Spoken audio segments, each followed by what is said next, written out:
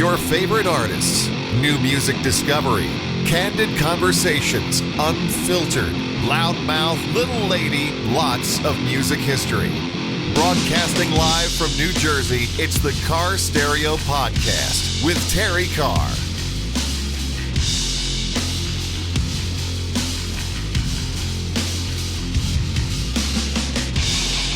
It is the Carr Stereo Podcast, and the new music discovery portion is always my favorite because I get the opportunity to highlight just amazing new bands. And, look, when they call your band the best band in New York City, no pressure, of course. How do you feel about that? I welcome Dave from Ton Mojo to Carr Stereo. So let's zoom right in with that. No pressure, of course. What's that like to have that moniker under your name all the time? I mean, that's unbelievably flattering is what that is. It's, just all the amazing bands that we both have played with and, coming out of New York City. It's almost surreal. What I love about Ton Mojo too is there's a different kind of grit. There's always grit for me with bands coming out of New York. I'm a Jersey girl. I'm 14 miles away from the city. So a lot of what I do and what I see is in New York City. But there's a grit about you guys that takes me back. You've been called the new classic rock. Brings me back to the Humble Pie days. Brings me back to the days of Bad Company. The days where vocal, soul, melody, riff, all of that stuff was so important. It wasn't necessarily just important to be downtown and being edgy. So I think that you guys are a different kind of grit. So talk to me about your roots and busting out of that New York scene, which you guys are doing. Well, I mean, yeah, we really we hone from the Lower East Side of Manhattan, so that's generally where we started off. But the band actually comes from all over. I'm actually probably the most southern on Long Island, and then we got Scott. He's living upstate a little bit. Not really. I mean, what real New Yorkers consider upstate is not that, but what most people downstate consider upstate, he would be considered upstate. And then we got Paul is in Staten Island. Christian's actually in Manhattan proper. He's up in the Washington Heights area. And then we got Kenny. He's in Yonkers, right by where we actually now practice. We used to practice in the Lower East Side for many years at Rivington Studios, and now we found our own studio. It's actually our road manager found us this place. It's up in Yonkers, and it's been a great spot for us. We got nice cheap rent, and we get to use our own equipment, so it's nice. But we've been just playing hard, writing good stuff, trying to make the right moves. Working with guys like Max Norman as our producer, and working nice studios like SST and Weehawken, which is kind of a little known studio, but it's it's well known to bigger acts. It's kind of lesser known otherwise. We are privileged to be there, and it's we're doing good stuff and spreading the word of our band, trying to make it out as far as possible. And I think that is a huge part of it. Also, our new management team with Lisa has just been fantastic. Jack of Diamonds artist management has done a lot for us too. Awesome. And you guys are starting to now get on the charts, get on the Billboard charts, which is so cool. Rebel Heart Gypsy Soul is the song. It's the EP. And again, it's so just drenched in that amazing classic sound. So talk to me about crafting songs. What is it like for you as an artist to craft songs? Because of course, you as a vocalist are the deliverer of these songs. Is the writing process something that you do as you go along in the studio? Are you going into the studio? You guys are road warriors, a working, touring band. I don't think that there's anything better in honing your craft. And I think a lot of that gets lost these days. And you guys are always out just kind of, fighting the fight, playing with everyone. You've got such a roster of people that you've played with on your list. So talk to me about crafting songs, because you've got some really, really strong songs on this record, including the title track, which is one of my favorite new tunes to listen to now. I'm constantly streaming it and I'm constantly, playing it. It's just a great down and dirty rock and roll song. Well, let me first say thank you for that awesome endorsement. The writing process it's actually probably more unique than I have been in any band. It's really a very everybody is involved, all hands on deck type of process. I mean, I think like with any songs, you have like one of the guitar players or even our bass player will come up with a riff, and they'll bring you something a little basic, maybe just a verse and a chorus or something like that, or even just a verse, and we'll get to work on it all together. Vocal melodies, we kind of like even I'd say it's a good mix of people. I mean, I like to say that I do a good portion of it because I am the vocalist, the lead vocalist, but there's definitely contribution from everybody in the band, putting in spots, saying like, hey, why don't you try this here, or, do this part like that, so I got to say it is an all hands on deck, right down to the lyrics. We make sure it's got a real story behind it. And then we kind of tailor it, to give, anywhere where maybe syllables are missing and stuff like that, but nothing that's really going to lose the actual sight of the story. So I have to say, I'm about to get interrupted by one of my pets. Okay. Oh, that's fine. I'm surprised mine's been so good. So, hey, baby love. I love it. Storytelling is the name of the game.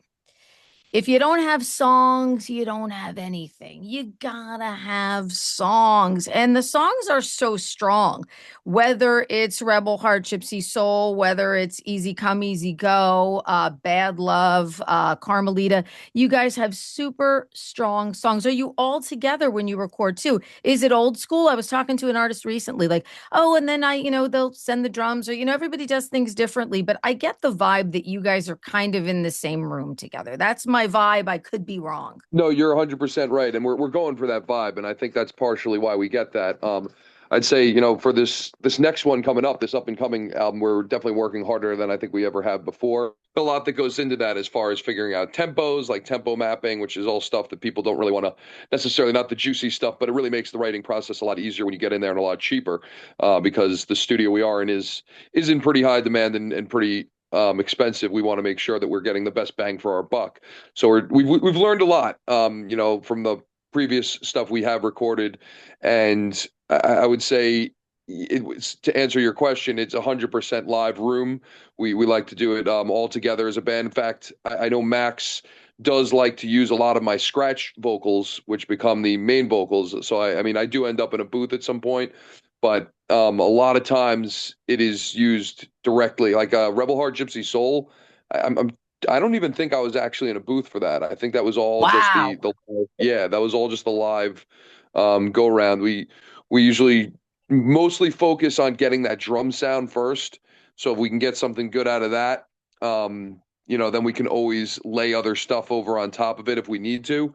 But we tend to take a lot out of what is the raw core of things. I mean, obviously the overlays, the extra guitar work, that's all stuff that is done later. But the bass guitar, well, not just the bass guitar, I'm saying, but like the bass of the guitar section, that is, all taken usually right from tracks that are live. Because everything sounds so live. When I'm hearing the songs, I'm picturing them done live. I'm not picturing you guys in a studio, and the songs are custom made for live performance. So let's talk about Rebel Heart, Gypsy Soul. Where did the inspiration for the song come from? Did you guys know that, this is probably going to be the first song we're going to release from this new music batch of material that we have? Yeah, that actually, it's funny. That one actually became separate. It was released later. That we just really recently released that one this year, from the EP Rebel Heart Gypsy Soul. It was something we added to it, kind of as almost like I don't know. I like to say Doors Waiting for the Sun. She really hates me on the phone. Like a type of kind of follow up sort of song to it. So it kind of added to it, but. The premise for it was just really just a feel good song, bringing back rock and roll kind of. I actually, it's funny. I don't even think that I was thinking it at the time, because I do remember when we were recording it, I started enjoying the song even more than because we had been playing it out for a little while prior to that. And when we were recording, I'm like, this really is a damn good song. Yeah, the vibe is definitely it's throwback. It's good times. It's I remember another guy actually describing it as little like American band, and I was just like, I was like, it does kind of have that feel a little bit, and I was and we're definitely going for that. It's definitely that kind of new classic rock feel. Yeah. Oh, there's no doubt about it. And I think that that sound, that organic sound is not getting lost in rock and roll these days. That's a big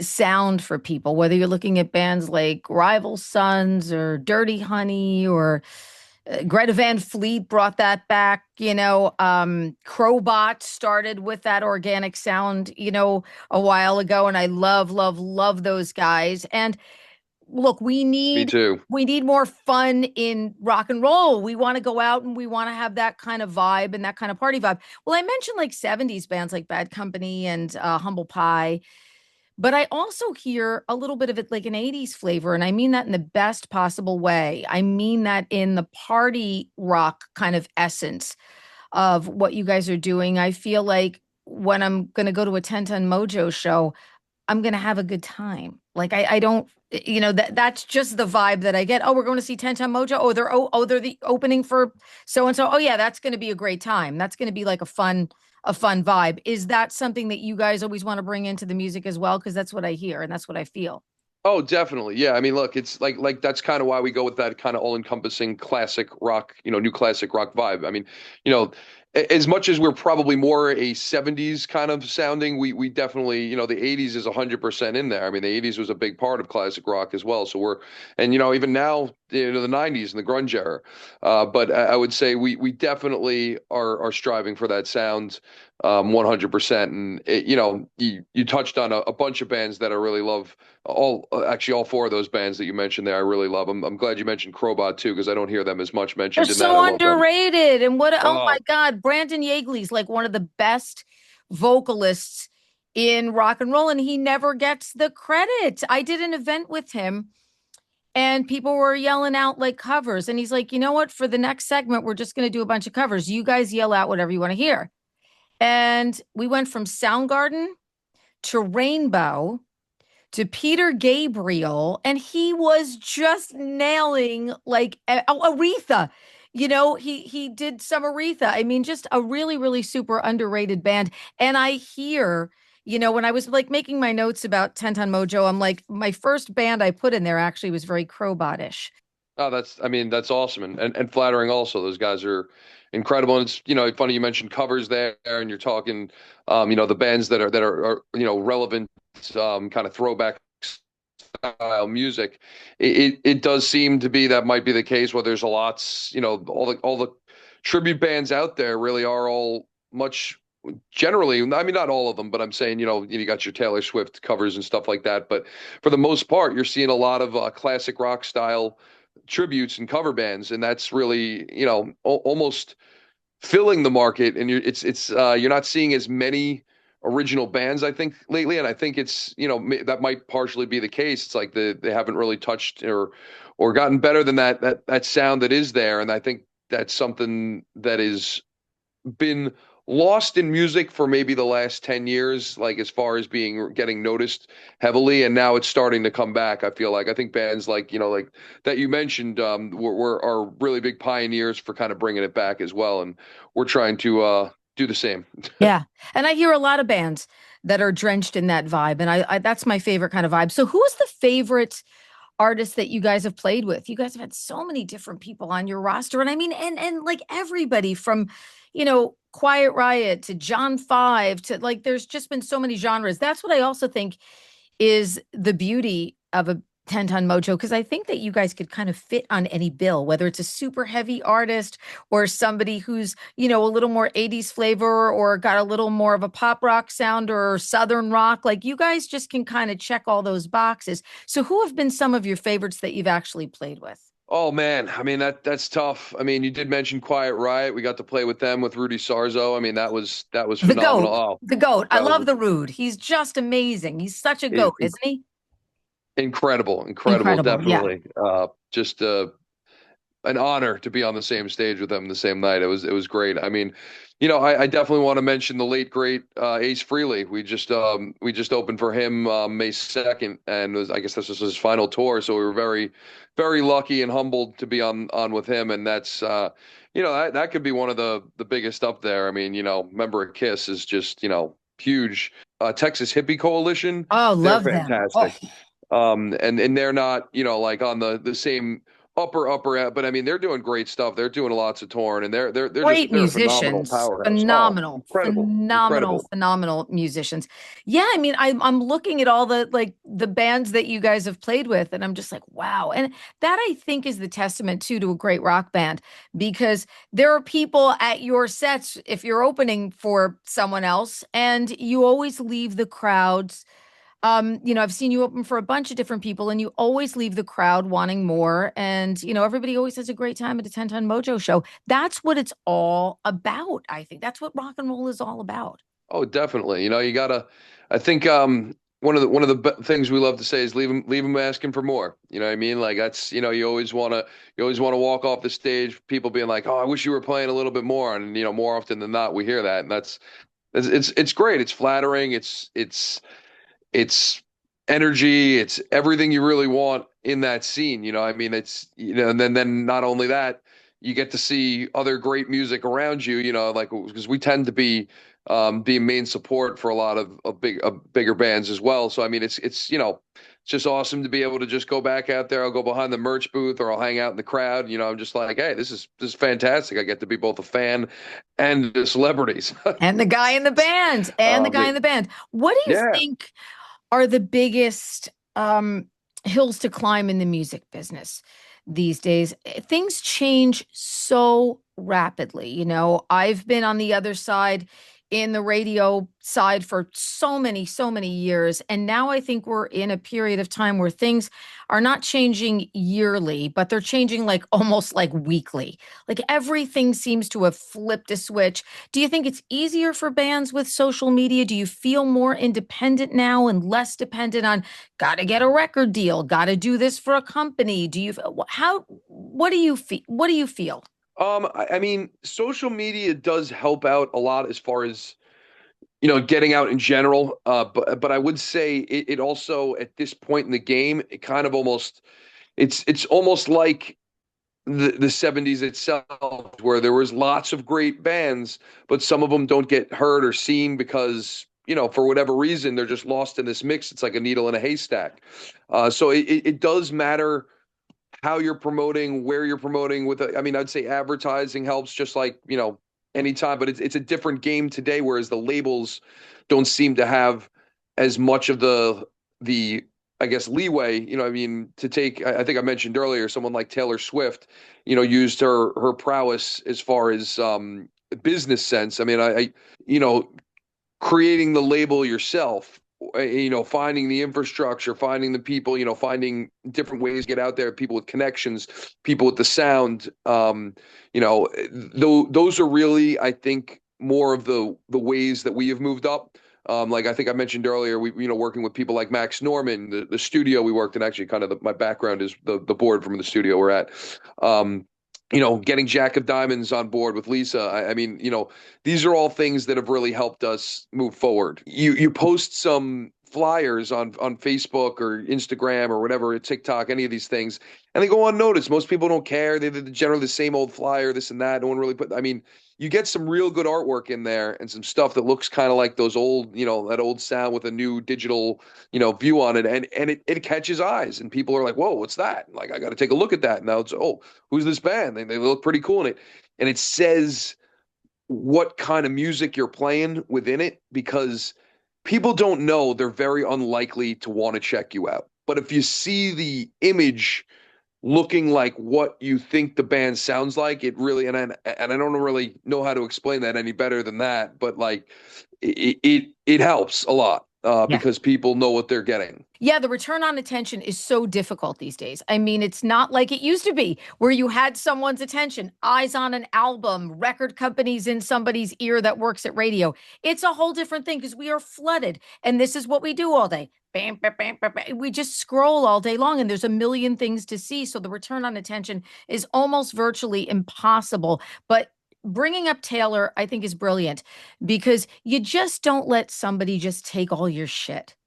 You know, her business model for defending herself as an artist is something that every artist should look to do, whether you're a giant artist or a small artist. She took it back, and you've got to have mad respect for her for doing that. And yeah, I've seen bands doing it now. Five Finger Death Punch. Hey, they sold our catalog. Fine. We're going to re-record our songs and make sure that people know that these are the re-recorded songs because we didn't know that they were going to sell off our catalog and nobody told us, or we would have bought our catalog. So it's so important for artists to be able to defend what they've done, be able to make a living doing it. You see these bands that are out touring. Well, why are they touring at 85 years old? Because that's the only way to make money these days. So, you know, It's crazy. So I think the fact that you are surrounding yourself with great people, that's the name of the game these days. Surround yourself with people in your orbit who are going to have your best interests at heart. And that's going to be the trajectory for success, I think, for music. Yeah, I think one of those you just mentioned, actually, two bands there, Five Finger Death Punch and Taylor Swift. One of those things that they taught us was you make sure you keep your masters. You know that's one thing I want to tell other bands out there. Make sure you don't give away your masters because that's how they got involved in those scenarios where she had to do the errors and this and that. And don't get me wrong, did phenomenal on it, but that's also cost them some money, cost them some time. It's something where if they off the bat, they could have been making tons, off even that, and everything and hauling all that in. So it's just a little, and this game it's tricky, we try to learn from predecessors that have done it right, and we try to, learn from their mistakes, and we make our own and we correct our own. And, we're just basically, at the end of the day, we're just humble troubadours trying to write good music and get them out to our fans. And that's essentially what we want to do. We just want to be making a buck on it too. You're the singer in the rock and roll band, my friend. Dave Anthony, it's so nice to have you on, giving us some tips in the music business. All the best at Ton Mojo. Again, you guys are a phenomenal band. People have to get out and see you. And we love an underdog story. So I think the fact that you guys have been a working band for a while, a lot of cool buzz, a lot of New York sensibility. I love it. I think 2026 is going to be a big year for you guys. Thank you. We're really hoping it will be. We're hoping this new EP, like I said, we're working feverishly on it. Definitely check us out for free on Spotify, YouTube, iTunes, Amazon Music, all those. Stop by, say hi on our social media, Facebook, Instagram, TikTok, any of those that exist. And you just make sure you're pushing the name 10 Ton Mojo after you love us, because you will love us. Don't forget to like this podcast and subscribe to the Carr Stereo page on Spotify, Apple, YouTube, or wherever you get your podcasts. I'm Rob Moorhead. TC and I will see you next time.